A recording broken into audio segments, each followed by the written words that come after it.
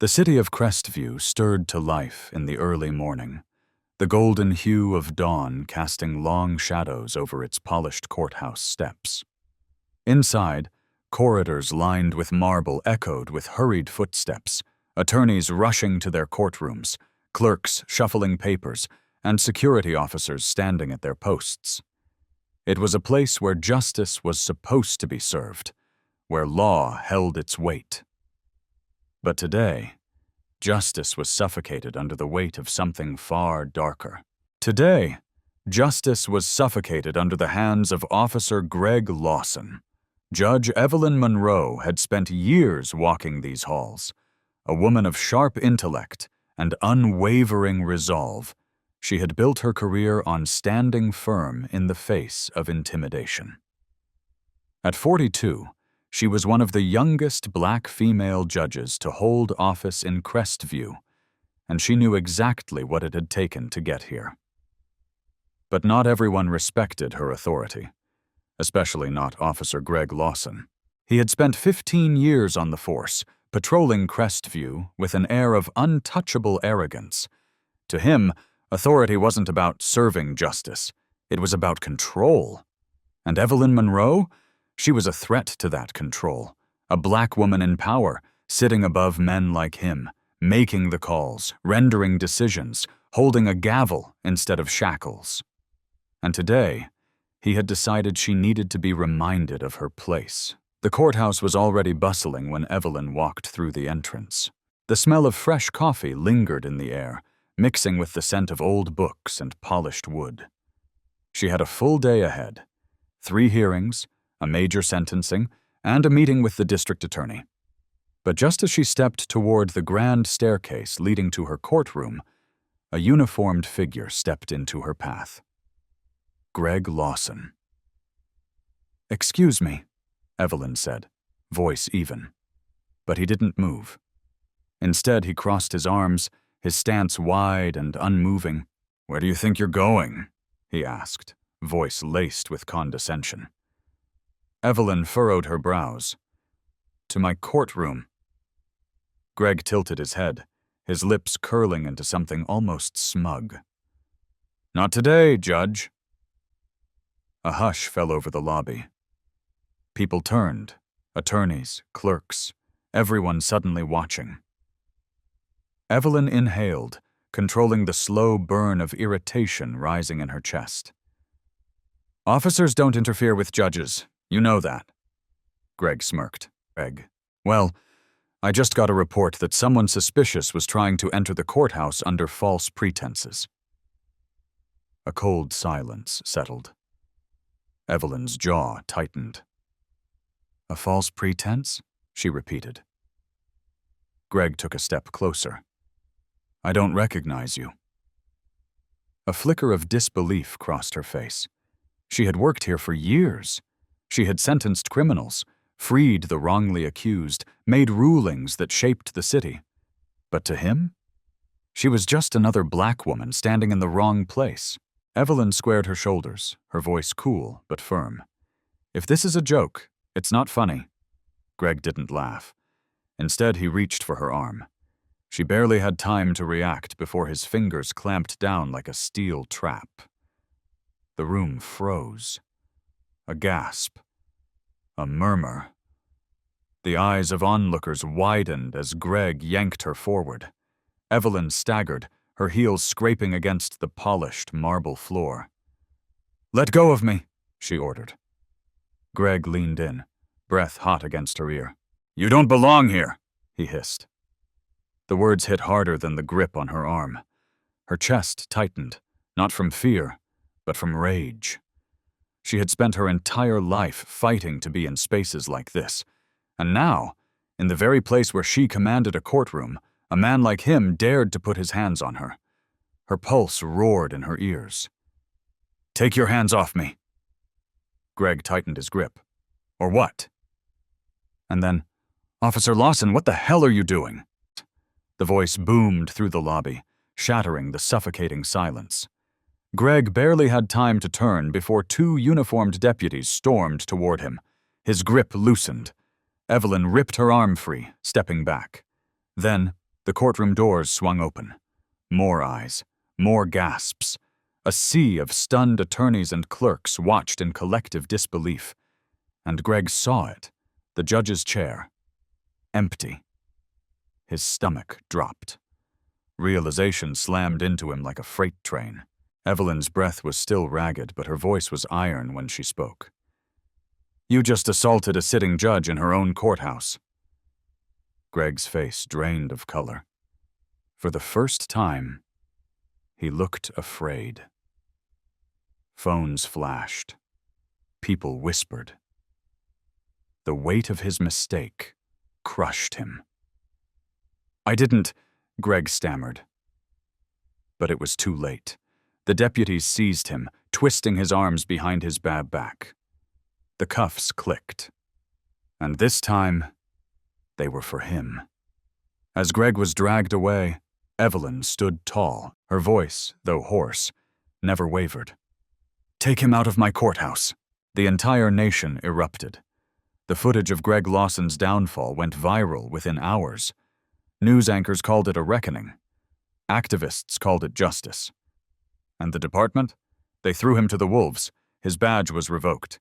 His name erased from the force. In court, the judge's gavel fell.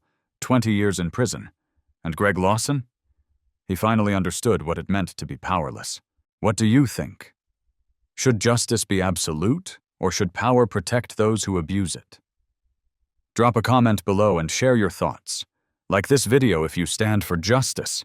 Subscribe for more powerful stories. The truth must be told. The city pulsed with life, its streets bathed in the neon glow of late-night traffic. From the rooftop of a high-rise hotel, the skyline stretched endlessly, glittering like a sea of stars. Laughter, music, and the faint hum of conversation filled the air. But for Layla Kingston, the night had taken a turn she hadn't expected. She had come for a business gala, an exclusive event filled with influential figures.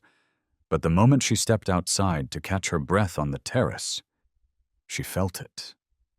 Eyes on her. Not the admiring gaze of a stranger, not the intrigued glance of someone intrigued by her presence. This was different. This was predatory. Layla was used to attention. As a successful journalist known for exposing corruption, she had been in rooms with dangerous people before. Men who smiled in front of cameras while their hands were stained in scandal. But tonight felt off. A shiver ran down her spine as she turned. And there he was, Detective Nicholas Ford, a man whose name carried whispers of power, intimidation, and untouchable influence. Layla had written about him before, digging into cases that mysteriously disappeared, victims who were silenced, and officers who feared him more than criminals. He had walked free every time. No charges, no suspensions, nothing. And now, he was standing in front of her. "You're quite the woman of the hour, Ms. Kingston," he said smoothly, stepping closer. Layla's heartbeat quickened. There was something about the way he looked at her, a knowing smirk, an unsettling confidence. She didn't flinch. "Didn't expect to see you here, Detective. Thought you only attended events where evidence conveniently disappears." He chuckled, low and slow. "I see why people like you. Sharp tongue. But you should be careful. Words can be dangerous." Layla squared her shoulders. "Only for the guilty." His eyes flickered with something dark. "You think you know everything, don't you?" And before she could respond, he stepped even closer. Too close. The warmth of his breath ghosted over her skin. A deliberate move, a power play. Layla didn't step back. But she wanted to. Her mind raced. She had exposed men like him before, men who smiled while they plotted destruction.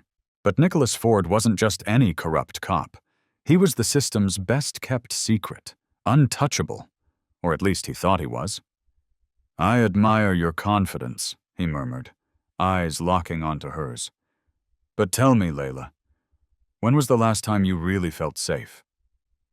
She swallowed. Not out of fear. Out of realization. He wasn't just here for a warning. This was a threat, a statement, a reminder. He knew what she had been digging into. He knew she was close to something he didn't want the world to see. Layla's fingers curled around the phone in her clutch. She needed to get out of here. Now. But Nicholas wasn't done. "See, there's something about women like you," he said, tilting his head slightly. "Always pushing, always looking for something ugly. What if one day, Layla, you push a little too far?" Her throat tightened. She had heard this before, from men who ended up behind bars. But Nicholas wasn't behind bars. Not yet. She forced a smirk. "Is that a confession, detective?" His lips curled into a slow grin. "It's a promise." The air between them crackled. Unspoken warnings, unspoken challenges. A voice interrupted them. "Everything okay here?" Layla turned to see Ethan Cruz, an attorney she had met earlier that night. His presence broke the tension. Nicholas's smirk didn't falter, but his gaze darkened. "Just a friendly conversation. Right, Ms. Kingston?" Layla's smile was sharp. "The friendliest." Nicholas lingered for just a second longer before stepping back, his eyes trailing over her one last time. Then, he was gone. But the weight of his words stayed. Ethan's brow furrowed. What was that about? Layla exhaled, her fingers tightening around her clutch. Nothing I can't handle. But deep down she knew. She had to move fast. Nicholas Ford had just confirmed what she already suspected. And now? Now she had proof. She had. The investigation began. Layla worked faster than she ever had, connecting dots, piecing together the trail of destruction Nicholas had left behind. Corrupt deals, victims who vanished, officers who turned a blind eye. And the more she uncovered, the more she realized. He wasn't working alone. Someone higher up was protecting him. But for how long? Days later. Her story went live, and the world exploded. Nicholas Ford was no longer untouchable. Headlines screamed his name. A corrupt detective exposed. An empire of silence shattered. The police department scrambled. The city demanded justice. And Nicholas? He was nowhere to be found. Until a breaking news report. Detective Nicholas Ford arrested attempting to flee the country. Layla sat back, watching the footage of him being dragged in cuffs through the airport. For the first time, he wasn't smirking. The world finally saw him for what he was. Just another man who thought he was above the law. What do you think? Should power always come with accountability? Drop a comment below and share your thoughts. Like this video if you stand for truth and justice. Subscribe for more shocking real-life stories. You don't want to miss what's coming next. The Reckoning. The day power crumbled. The courtroom was silent. Not the respectful kind of silence meant for proceedings, but the kind that suffocates, heavy, pressing, filled with an electric charge that made every breath feel like a crime. The gavel had just fallen, but the real verdict wasn't delivered by the judge. It was in the eyes of every spectator, every journalist scribbling furiously, every camera capturing the moment that no one ever thought would come. And in the center of it all, Declan Reeves, the once untouchable police chief, now reduced to a man in handcuffs, his fate no longer in his own hands.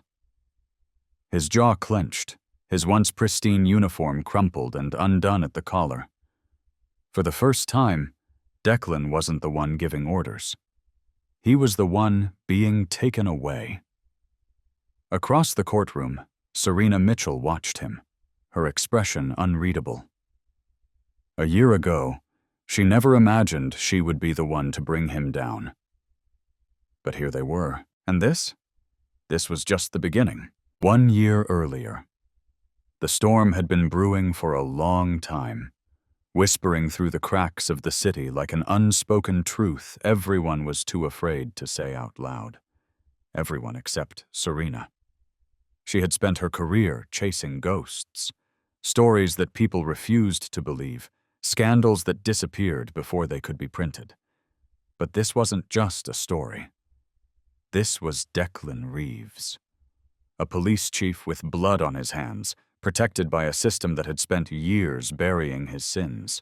She had seen the evidence, spoken to the families left shattered in his wake, officers too afraid to speak out, investigations that were shut down before they could even begin. And the worst part? No one believed her. Until one night changed everything. The night of the shooting. It was supposed to be just another report, another case of an unarmed black man shot by police. But when Serena arrived at the scene, the truth was far worse than she imagined. The victim wasn't just anyone. He was the mayor's son. And the officer who pulled the trigger? One of Declan Reeves's men. It was the mistake that shattered their illusion of power. Because this time, they couldn't make it disappear. And Serena? She was going to make sure of it. The investigation.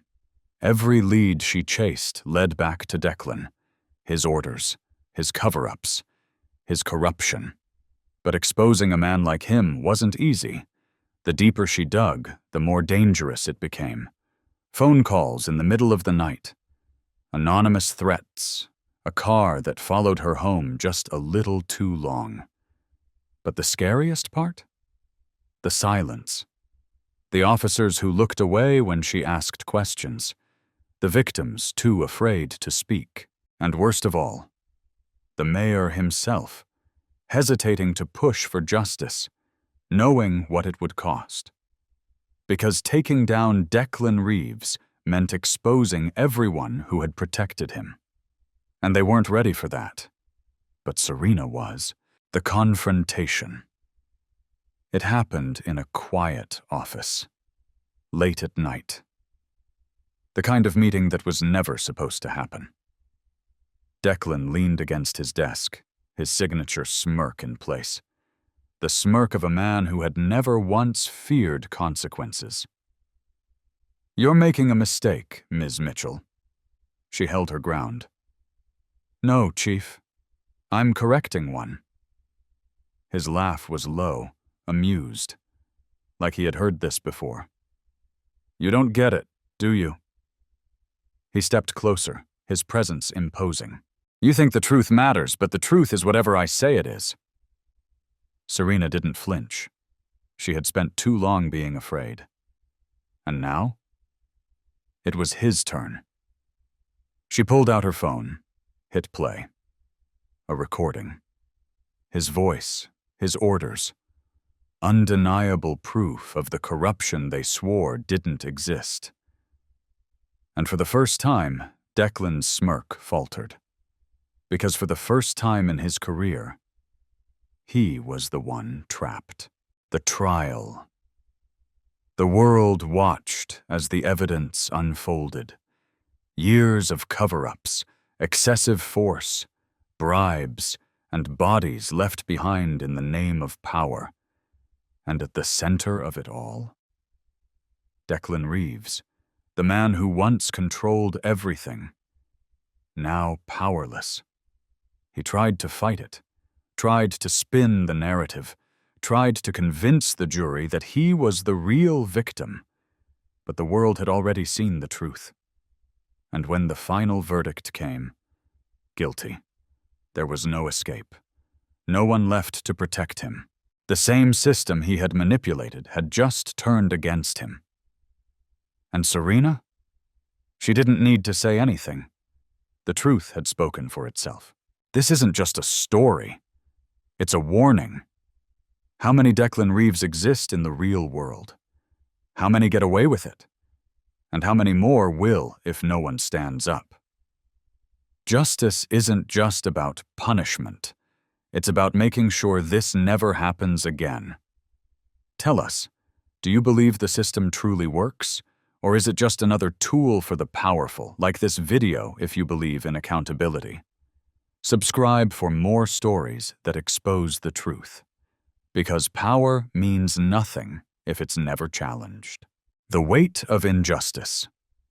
A battle fought alone. The city never slept, and neither did Ava Sinclair. For years, she had carried the burden of truth, dragging it through every courtroom, every hearing, every police report that landed on her desk. She had fought for the victims no one else wanted to fight for. And now, she was the victim. The irony was suffocating. She pressed a hand to the fresh bruise on her cheek, her other gripping the mug of black coffee that had long gone cold. The echoes of the night before still rang in her ears, the flashing red and blue lights, the hands that had shoved her to the ground, the raw scrape of pavement against her skin. And the worst part? She hadn't even been surprised. 1 week earlier, Ava had spent the last year building a case against the police department. Excessive force, racial profiling, cover-ups that went all the way to the top. She had been careful, methodical. Every document double-checked, every witness statement corroborated. She had evidence. But evidence didn't mean much when the people in power controlled the rules. She knew they were watching her. The strange cars parked near her office. The calls with no voice on the other end. The unsubtle warning from a police captain she once considered an ally. "You're making powerful enemies, Ava. Watch yourself." But she wasn't backing down. Not this time. The attack. The night had been quiet. Too quiet. Ava stepped out of her office, her bag slung over her shoulder. She had walked this route 1,000 times before. Tonight, it felt different. A flicker of movement, a whisper of sound, and then pain. A sudden violent yank sent her crashing into the alleyway. She barely had time to react before a fist connected with her ribs, stealing the air from her lungs. She hit the ground hard, her hands scraping against the rough pavement. 2 men, dressed in black, their faces obscured. One grabbed her by the hair, yanking her up. "You think you're a hero?" the voice snarled.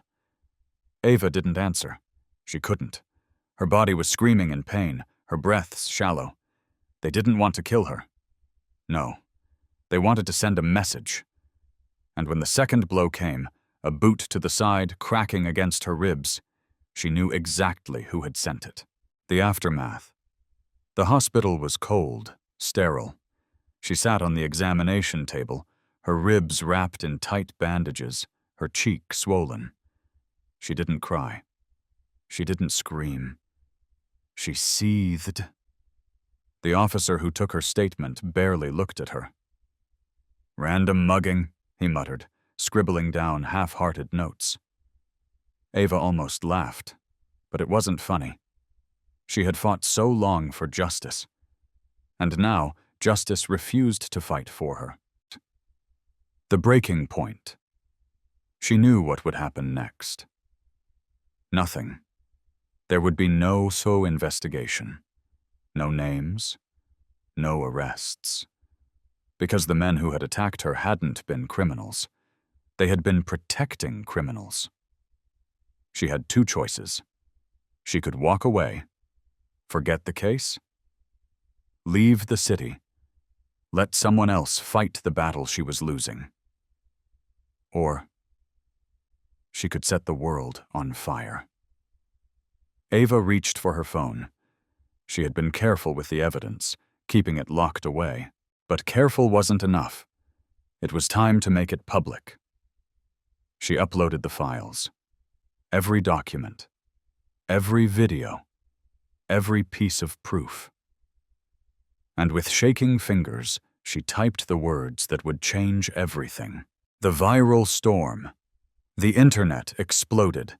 Her post was shared thousands of times within the hour. Journalists called. News outlets ran the story. People demanded answers. And the police? They panicked. The same department that had ignored her now scrambled to defend itself. Press conferences, damage control, lies stacked on top of lies. But the world wasn't listening to them anymore. They were listening to her. Ava Sinclair, the woman they tried to silence. The courtroom showdown. The courtroom was packed. Cameras, reporters. Eyes that had once looked away now locked onto every word. And Ava? She wasn't scared anymore. She took the stand, her bruises still healing, but her voice steady. She told the truth. Every name, every cover-up, every injustice that had been buried under years of corruption. And when she was done, the judge turned to the defendants. The officers who had once believed they were above the law, and in that moment they knew they had lost. The verdict, guilty. The word rang through the courtroom like a gunshot. For the first time, justice wasn't just a dream. It was real. And Ava? She had won. This isn't just Ava's fight. It's all of ours. How many people have been silenced? How many times has justice been ignored? Not anymore. Tell us, do you believe the system will ever change? Or does it take people like Ava to force it? Like this video, if you stand for the truth. Subscribe for more stories that demand accountability. Because if we don't fight back, who will? The Reckoning. Ava Sinclair's final battle. The sun hung low over the city skyline, casting golden light over the courthouse steps. Ava Sinclair stood at the center of the storm, her body battered, but her spirit unbroken.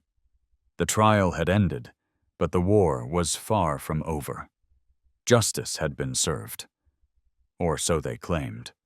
The corrupt officers had been convicted, their crimes laid bare for the world to see. But Ava knew better.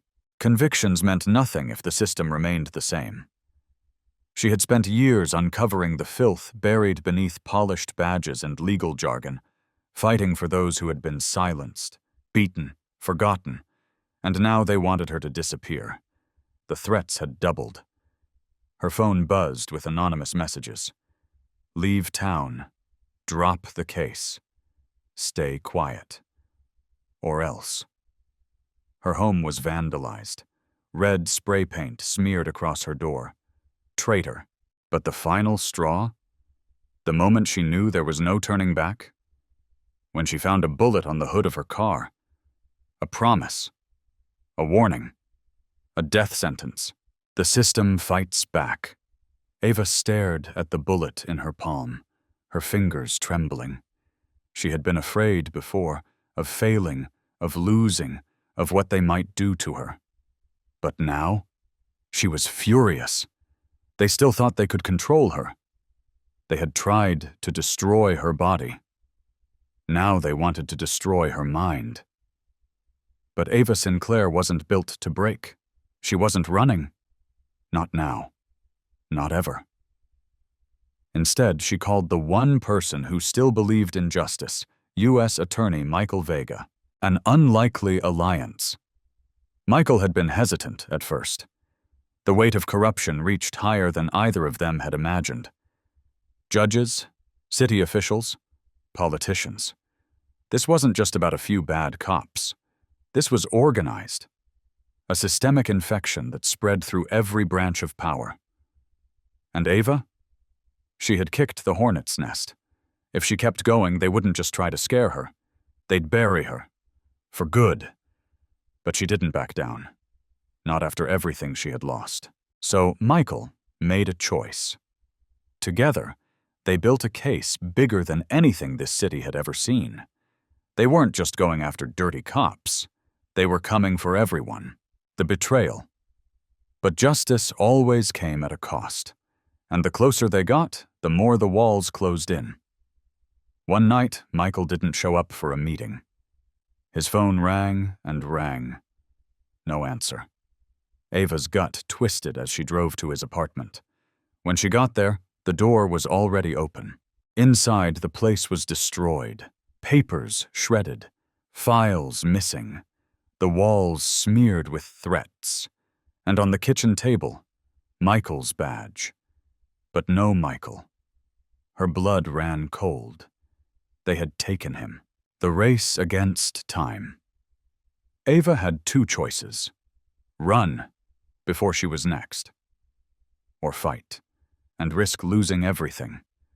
But she already knew the answer. Michael had risked his life for this case. She wasn't letting him die for nothing, so she did the only thing she could. She exposed everything, every document, every name. She hacked into a live news broadcast. She showed the world. And just like that, the city erupted. Protests, investigations, arrests. The entire police department fell under federal scrutiny. And the people who had sent threats? They were running now. Ava wasn't the hunted anymore. She was the hunter. The final confrontation. But one person still needed to answer for his crimes. The one who had orchestrated it all. Police Commissioner Richard Lawson.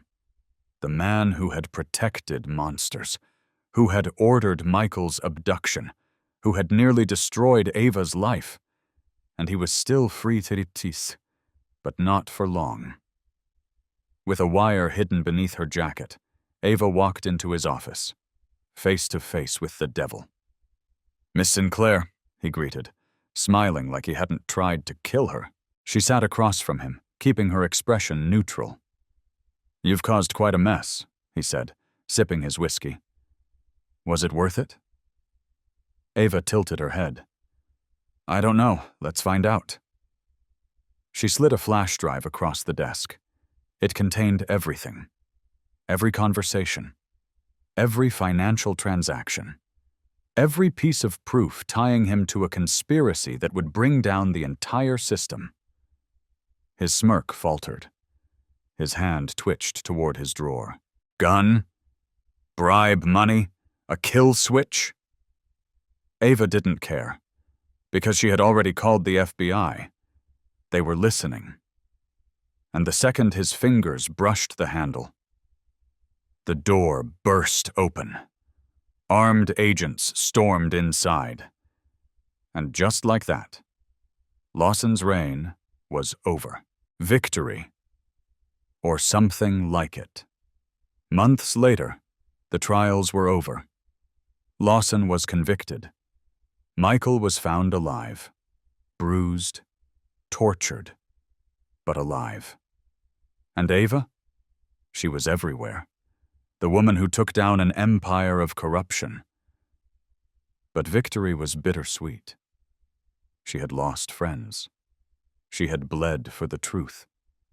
And though the city had changed, the battle wasn't over. Corruption would always try to crawl back. But as long as Ava was standing, it wouldn't win. Not this time, not ever. Ava's fight isn't just hers. It's ours. How many times have we seen corruption go unpunished? Not anymore. Tell us, should the system be rebuilt from the ground up, or can it be fixed? Let us know in the comments. Like this video if you stand for the truth. Subscribe for more stories of justice, power, and revenge. Because when the system fails, we rise. The final reckoning. Naomi Carter's fight for justice. The courtroom was silent, too silent. It was the kind of silence that suffocated, that squeezed the breath from your lungs. The kind that signaled something was terribly, irreversibly wrong. Judge Naomi Carter stood in the center of it all, her fingers trembling as she gripped the edge of the witness stand for balance. The air was thick with tension, charged like the sky before a violent storm. Across the room, Daniel Reed sat at the defendant's table, his face a mask of arrogance, his jaw tight. Even after everything, even after the damning evidence, the testimony, the public outrage, he still thought he would walk free. She wouldn't let that happen. Naomi had spent her life fighting against the odds, clawing her way into the seat of power that men like Reed had always believed was reserved for them.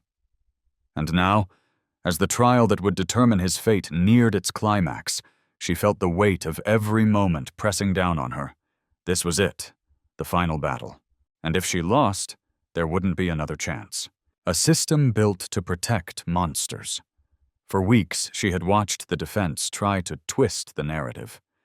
They painted Reed as the victim. They called him a good cop who made a mistake. They blamed stress, fatigue, the pressure of the job. They pointed fingers at Naomi herself. She provoked him. She had a history of hostility toward law enforcement. She wanted this outcome. The words had made her stomach churn, but she had expected them. She knew how these trials worked. Men like Reed were never fully held accountable. Not in this system. A system built to protect them. A system that had failed countless victims before her. But she had something those victims never had. Proof. Undeniable, irrefutable evidence. Footage of Reed wrapping his hands around her throat, of him shoving her to the ground in front of an entire courtroom, of him snarling, spitting words of hatred and power. And yet even now, the judge, the jury, the press, they hesitated. Because convicting a cop wasn't easy, especially not one like Daniel Reed, and especially not when the entire country was watching. The moment that changed everything. Naomi had prepared for the worst, but nothing could have readied her for what came next. Just as the prosecution was about to deliver its closing arguments, the doors to the courtroom burst open. A man stormed in, his face flushed, his hands trembling. All eyes turned. The judge pounded the gavel. Order! But Naomi's heart stopped the second she saw who it was. Michael Hayes, a former detective, a man who had been silenced for years, a man who had disappeared from the public eye after daring to speak out against corruption. And now, he was here. And he wasn't alone. Behind him, a team of whistleblowers walked in, officers, former colleagues, city officials, people who had been forced into silence, people who had finally had enough. I have evidence, Michael announced, his voice shaking but strong. Evidence that Daniel Reed wasn't acting alone. The courtroom erupted into chaos. The case had just exploded. The cover-up unraveled. In a matter of minutes, the entire trial was turned upside down. Michael's evidence revealed a deep, sprawling conspiracy. Reed's superiors had protected him for years. They had buried complaints, destroyed evidence, silenced victims. And worst of all, they had planned to make Naomi disappear. The attack in the courtroom hadn't been spontaneous. It had been a message, a warning to anyone who thought they could take on men like Reed and win. And now? That warning had backfired. The floodgates opened. More witnesses came forward. More victims shared their stories. And suddenly Daniel Reed wasn't just on trial for assaulting Naomi Carter. He was at the center of one of the biggest corruption scandals in the city's history. The verdict that shook the nation. The jury deliberated for hours. The tension was unbearable. Naomi sat in the front row, her hands clasped together, her breath shallow. Was this it? Would he walk free like so many others before him? Or had they finally done enough? When the jury returned, her entire body tensed. The judge read the verdict. Guilty. The room exploded. Reed's face went pale, his hands clenched into fists. Naomi exhaled. A weight she had carried for months, finally lifting. For the first time in her life, she had witnessed true accountability. And the system, the one that had been rigged against people like her for so long, had finally cracked. Justice is never the end, but Naomi knew this wasn't over. Convicting one man wouldn't erase decades of injustice. It wouldn't bring back the people lost to this system. It wouldn't undo the pain. But it was a start. And sometimes, a start was enough. The fight continues. This isn't just a story. It's reality. How many times have we seen corrupt officers walk free? How many times has the system failed the people it was meant to protect? Tell us, what do you think should happen next? Should the system be reformed or torn down entirely? Let's discuss in the comments. If you stand for justice, like this video, subscribe for more stories of power, truth, and the fight for what's right. Because when one battle ends, another begins. And Naomi Carter? She's not done yet. The battle for justice. Naomi Carter's final stand. The courtroom was a battlefield. Not in the way people imagined, with lawyers trading barbs, witnesses sweating under the weight of their testimonies, and the judge maintaining order with an iron gavel. No. This battlefield was different. It was a war of silence and oppression, of centuries of power stacked against those who dared to defy it. It was about who was allowed to have a voice and who was expected to be silent. And today, Naomi Carter refused to be silent. She stood in the eye of the storm, feeling the weight of the past, the pain of the present, and the uncertainty of the future press against her like a vice. The city had watched her case unfold like a national scandal. A police officer, Daniel Reed, had wrapped his hands around her throat in the very courtroom where she presided. He had tried to silence her in front of the world, in front of those who once believed that justice was blind. But justice had never been blind. It had always been selective. And today, Naomi was about to find out if justice could ever truly be reclaimed. The pressure mounts. The trial had taken an unexpected turn. What had started as a clear-cut case of excessive force and abuse of power had spiraled into something far larger. Corruption had been exposed. Officers, judges, and politicians, all implicated in the cover-up. The truth was that Reed had never been alone. He had been protected, shielded, enabled. But now, those shields were cracking. The public had taken to the streets. Protests erupted outside the courthouse, demanding justice not just for Naomi, but for every victim of police violence that had been ignored. Her inbox overflowed with messages, some of support, others filled with hate. Threats came in daily. She had been followed twice on her way home. Her tires had been slashed. The message was clear.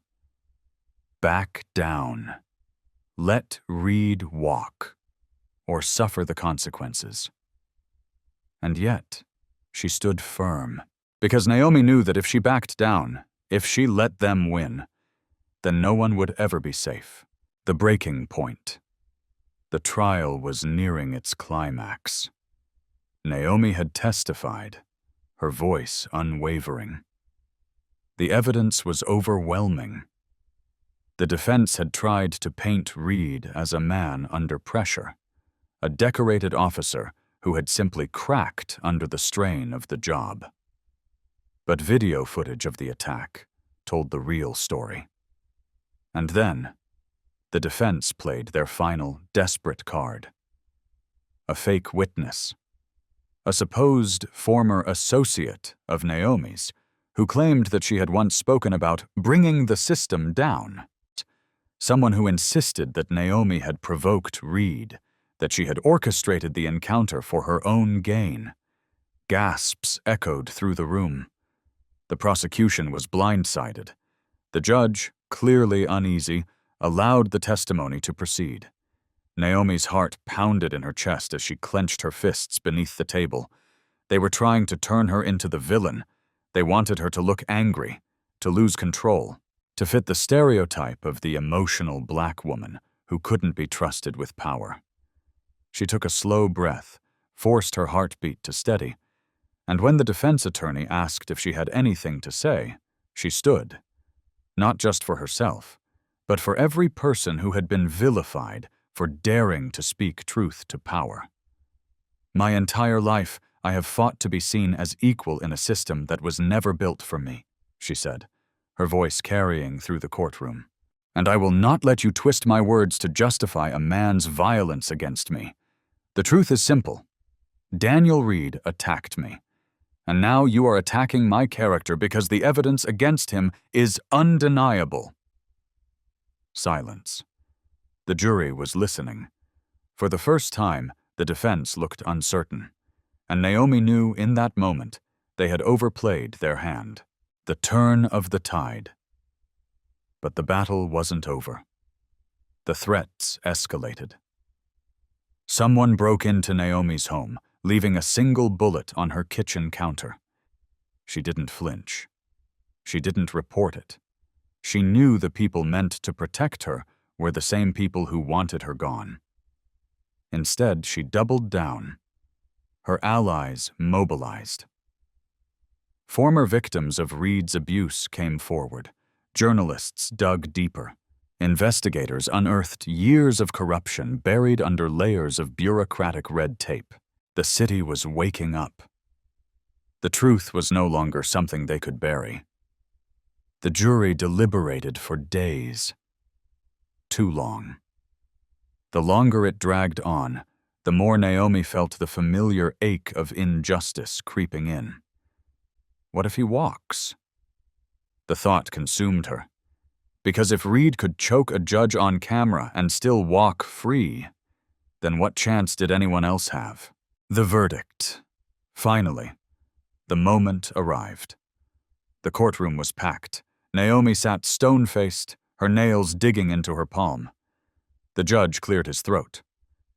On the charge of aggravated assault. A pause. Guilty. The courtroom erupted. Reed's face drained of color, his lips parted slightly as if he couldn't quite believe it. Naomi barely heard the rest. The world became a blur. Guilty. He was found guilty. For the first time in her life, she had seen the system do what it was supposed to do. And yet, as she walked out of the courtroom, she knew this wasn't over. Because Reed had been the symptom, not the disease. And the people who had protected him? They were still out there. The aftermath. Weeks later, Naomi Carter sat in front of a national audience, the interview of a lifetime. The journalist leaned forward. After everything you've endured, do you believe justice was served? Naomi considered her answer carefully before speaking. Justice isn't a verdict. It's a process. She exhaled. This trial was a battle. We won.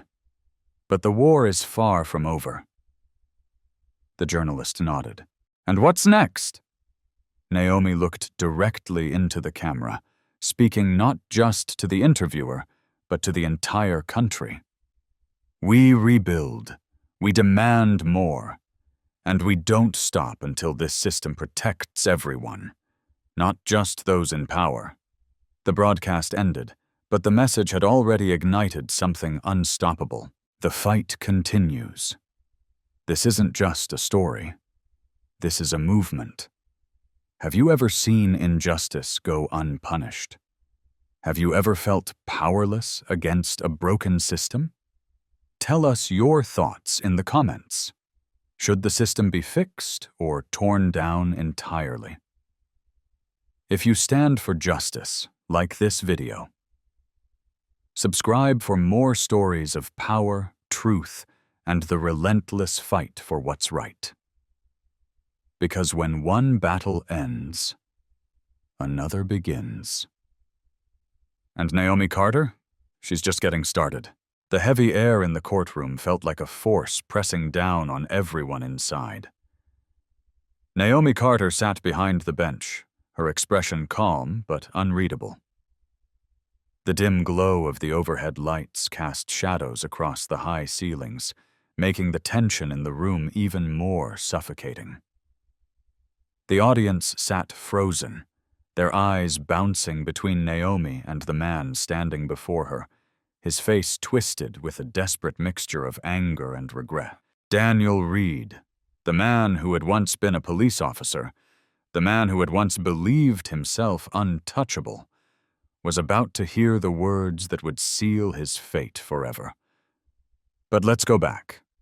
Let's talk about how we got here, about how a man who had spent his entire life wielding power with no regard for consequence had found himself at the mercy of the very system he thought he controlled. It had started with arrogance, with an unshakable belief that he was above the law, that his badge granted him immunity from the same rules he enforced upon others. Daniel Reed had built his career on intimidation, on bending people's lives to his will, ensuring that anyone who dared to challenge him was put in their place. But what happens when a man like that finally pushes too far? What happens when he picks the wrong person to try and destroy? Naomi had never been an easy target. She had fought her entire life for the seat she now occupied. She had endured every attempt to undermine her, to tear her down, to make her believe she wasn't worthy of the power she held. But she never wavered. Not when they whispered behind her back. Not when they tried to break her. And certainly not when Daniel Reed had wrapped his hands around her throat and tried to remind her that in his eyes, she was nothing. He had lost control that day in the courthouse, right in front of dozens of witnesses. He had let his rage consume him, his entitlement convincing him that if he just squeezed hard enough, if he just pushed hard enough, he could snuff out the fire that burned in Naomi Carter's eyes. But the problem with fire is that the more you try to extinguish it, the harder it fights to survive. And Naomi Carter? She had survived. The fallout had been swift. The courtroom footage had spread across every news outlet, sparking outrage, protests, and an investigation that tore apart the very foundation Daniel Reed had spent his life building. He had spent years believing the system would always protect him, that no matter what he did, he would walk away unscathed. But he had been wrong. Because Naomi had fought back. And this time, the world had been watching. Now, as he stood before her, shackled and stripped of the power he had once wielded so freely, Naomi could see it in his eyes. The realization that there was no way out. That the consequences he had so easily dismissed for others were now his own to bear. "The court has reviewed all evidence and testimony." Naomi's voice was steady, carrying through the silent room. "Daniel Reed, you have been found guilty on all counts: aggravated assault, obstruction of justice, attempted murder, and abuse of power. Your actions were not just a violation of your oath, but a direct attack on the justice system itself. And for that, this court has no choice but to impose the maximum sentence." A murmur rippled through the courtroom, the weight of her words sinking into every person present. Reed's breathing quickened, his chest rising and falling in short, uneven bursts. He had prepared himself for punishment, but this final, irreversible condemnation was something he had never allowed himself to truly consider. "You will serve 30 years in federal prison without the possibility of parole." A sharp gasp echoed from the back of the courtroom. Reed's attorney paled, his mouth opening as if to argue, but Naomi raised a hand, cutting off any attempt at protest. "This decision is final." Her gaze locked onto Reed's, ensuring that her words would be the last thing he truly understood before he was taken away. You spent your life believing you could destroy others without facing consequences. Today, you learn that no one, not even you, is above the law. Silence. Then a sharp bang as her gavel struck the wood. It was over. Reed was led away, his face drained of the smug arrogance that had once defined him. His hands clenched into fists, his body tense as he was escorted out of the courtroom and into a life where he would never again hold power over another human being. Naomi watched him go, but she felt no satisfaction, no relief, just the weight of what this moment meant. This wasn't just about Daniel Reed. This was about everyone like him, everyone who had believed themselves immune to accountability. It was about the victims who had never seen justice, about the countless lives ruined by men who thought they were gods. This was for them. As the courtroom emptied, Naomi sat back, exhaling slowly. She had won this battle, but the war? It was far from over. There would always be another Daniel Reed, another man who thought he could bend the world to his will. But as long as she had breath in her lungs, as long as she had power in her hands, she would fight to make sure that men like him never walked free again. And you, yes, you, listening to this story right now, this is where you come in. Because this isn't just a story. This is a reality. This is happening every single day in ways both seen and unseen. And if you think justice like this is rare, you're right. Because it takes people willing to stand up, to speak out, to hold the system accountable. It takes people like Naomi Carter, and it takes people like you. So if you believe in justice, if you believe in the fight against corruption, against abuse, against power unchecked, then take action. Like this video, comment below and show your support. Let the world know that we are watching, that we are paying attention. And most importantly, subscribe to this channel, because this is just one story, and there are so many more that need to be told. Justice isn't a moment, it's a movement, and it starts with you. See you in the next story. Here's the expanded 2,000-word conclusion to the story, packed with emotional depth, intense resolution, and a powerful message for the audience. Let me know if you'd like any refinements. The courtroom had emptied, but its echoes remained. The walls, once silent witnesses to power and corruption, had borne witness to something different today. Justice. Not the watered-down, easily dismissed justice often whispered in quiet corridors, but the kind that shook the foundations of institutions, the kind that reminded the world that no one, no matter how entitled they felt, was above the law. Daniel Reed sat in the holding cell, his hands clasped together, his mind replaying every moment that had led him here. Guilty on all counts. The words still rang in his ears, haunting him in a way he had never imagined. He had spent his entire career believing he was untouchable, that his badge was a shield, that no matter what he did, the system would always bend to protect him. But that was the past. Now the system had turned against him, not because it wanted to, but because it had no other choice. The whole world had seen him, gripping a woman by the throat in a courtroom, attacking not just any woman, but a judge. A black woman who had earned her place at the bench through relentless perseverance. He had thought he could intimidate her, that he could remind her where she belonged. But instead he had unraveled everything he had built. His badge, his name, his reputation. It had all crumbled in a matter of minutes. Naomi Carter, on the other hand, had walked out of that courtroom not as a victim, but as a force of reckoning. She had felt the weight of the attack, the bruises around her neck a constant reminder of the moment she came face to face with a man who believed he had the right to break her. But instead of breaking, she had risen.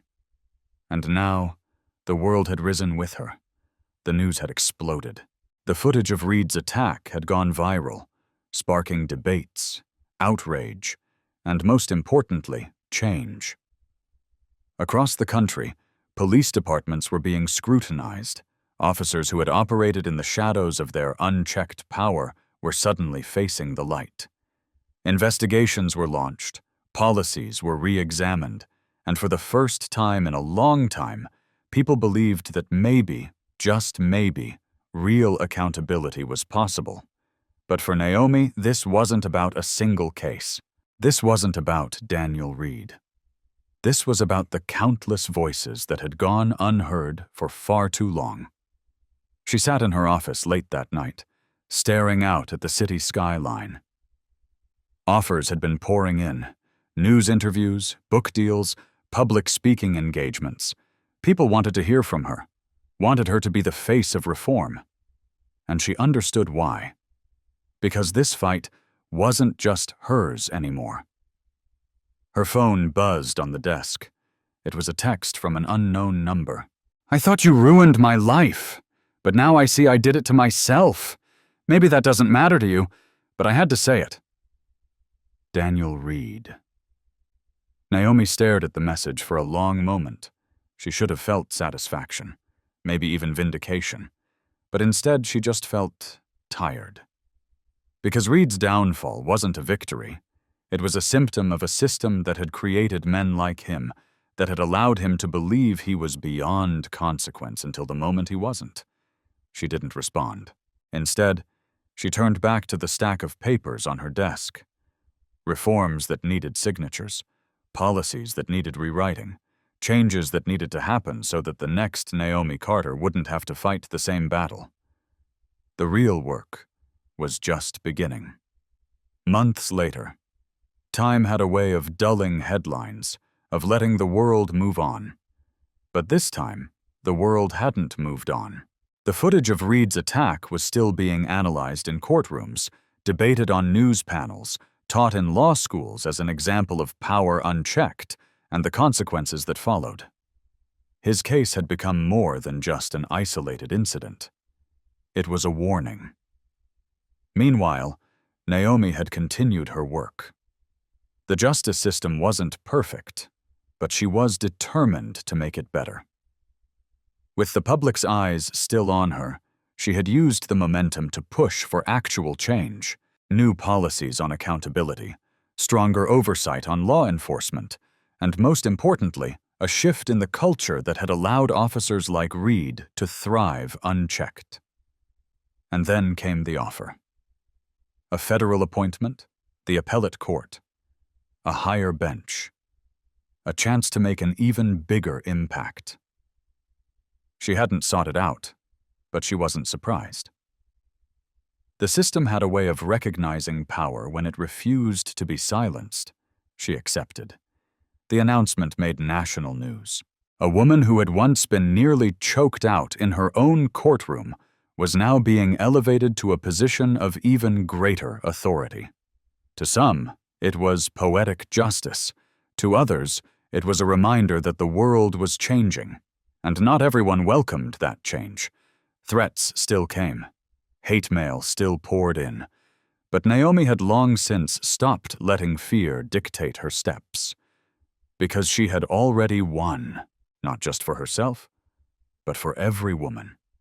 Every person of color, every individual who had ever been told they didn't belong in the rooms where decisions were made. And what of Reed? His name faded from headlines.